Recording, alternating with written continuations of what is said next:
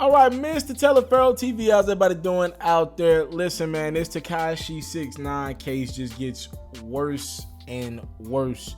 So I want to break some things down to you guys. Tekashi 6ix9ine was looking for a bail, and unfortunately, Tekashi 6ix9ine has been denied bail. And it's because of the danger, all right? That's one word that the judge kept using throughout Tekashi's hearing. Danger. What do you mean by danger? It's both-sided. First and foremost, the judge believes Tekashi 6ix9ine can still do what he needs to do, and they are looking at Tekashi 6ix9ine as a guy that's pretty much orchestrating crime. Him and Shotty are pretty much telling guys what to do throughout the city, Manhattan, whatever. And they're looking at Tekashi 6ix9ine as someone, if you let him out, he can orchestrate crime and do what he needs to do, as long as he's got that phone in his hand, as long as he's able to call, make social media posts. They're looking at him as somebody who could pretty much do things if they're outside of jail. So they're saying, no, we don't want you outside of prison, jail, because of what you can do to other people. Also, the judge is like, yo, I'll give you this. Tekashi, your lawyer, Lance Lazaro, put together a nice pitch. They offered up all of his money. Yesterday, they were offering $775,000 to the judge just to be able to get out, to be able to promote their album, because they know they can make some of that money back. Today, Tekashi 6ix9ine and his lawyer were offering up his entire bank account. They offered up about $1.5 to $1.7 million to be able to just allow Tekashi to be out on some sort of a bail. The judge said no again. Not only was it the danger that the judge believes Tekashi can provide to people in the community, they look at Tekashi 6ix9ine as someone whose life is in danger. All right? After his Breakfast Club interview over the weekend, according to the judge, they believe that some affiliates to the non-trade gang had plans on touching up Tekashi 6ix9ine over the weekend. Apparently, he had some trip planned in which he would be open to be touched up. That's all. I'm gonna put it like that. Like, apparently there was a plan to off Tekashi 6ix9ine. As a matter of fact, the judge used the word super violate him. So the judge is looking like, I'm doing the right thing on two different parts. Like, first and foremost, we think you're a predator to the community, and we think you're someone who, if you're out in the streets, someone's gonna violate you. So the judge is like, I know, you know what? We're not gonna let you out at all. The best place for you, and by the way, Tekashi 6ix9ine right now is in general population right now. They're like, yo, the best place for you is to be in general pop, in prison. He's at the Metropolitan Detention Center in Brooklyn. They're like, the best thing right now for you is to just be in general population inside of a cell.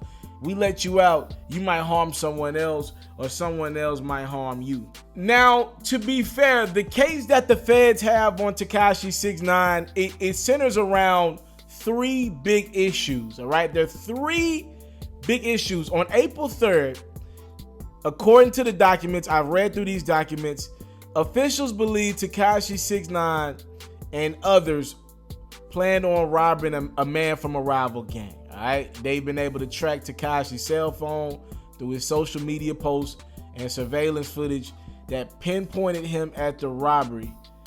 That's why they executed a search warrant on Tekashi and his apartment. You remember that a couple months ago, and they found that weapon, and they also found a scumbag. The scumbag is also on camera, in which they were able to, again, see that bag on camera, notice that bag, and they were able to pick that up from Tekashi's apartment during a search warrant.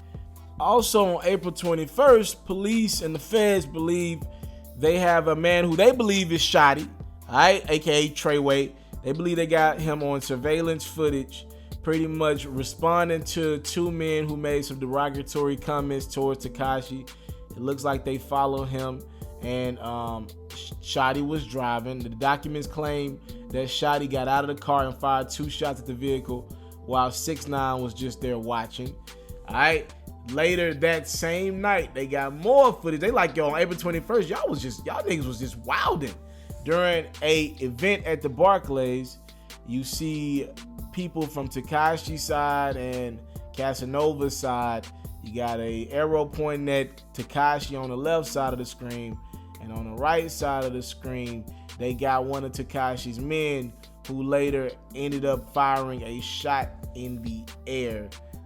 Pretty much the judge and prosecution wants Tekashi off the street because they believe he's been moving recklessly, and him and his camp have been moving recklessly, and they believe with the amount of money that Tekashi 6ix9ine continues to bring in, the amount of success that he's having, they don't believe that these guys would stop harming people because their power is only increasing. That's very unfortunate.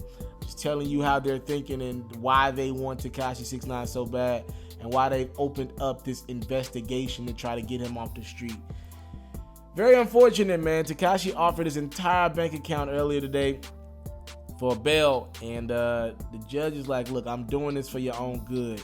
General population is better than what was out there in the streets for you. They had plans on doing things to you. I don't like this, man, at all. When hip-hop and the music game is directly in the streets, like not just tied to the streets, but it's directly, like it's all about the streets right now.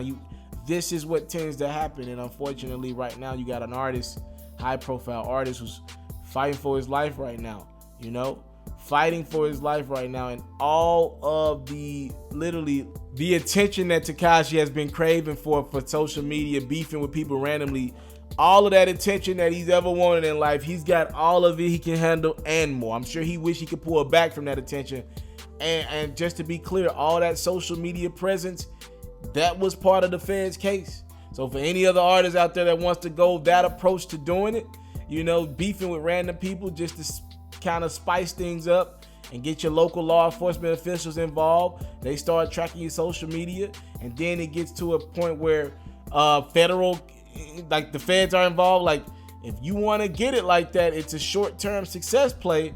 Because look at Tekashi's situation right now. He's getting all the attention I'm sure he'd ever wanted and more. So we'll keep you guys up to date on this story. I'm sure it's going to be something we talk about for years to come. Thank y'all so much for the time, love, support. I don't take it for granted. Salute. I'm out. I came from nothing, but I want everything God has for me. I interview celebrities. I talk sports. I still represent the culture. I got the kids. They are now tuned in. Yo, we locked in right now, Mr. TALIAFERRO. Mr. Telaferro. Shout out to Mr. Telaferro. You're watching Mr. Telaferro TV. Mr. Telaferro TV, here with the triple B's, you can't do nothing but win.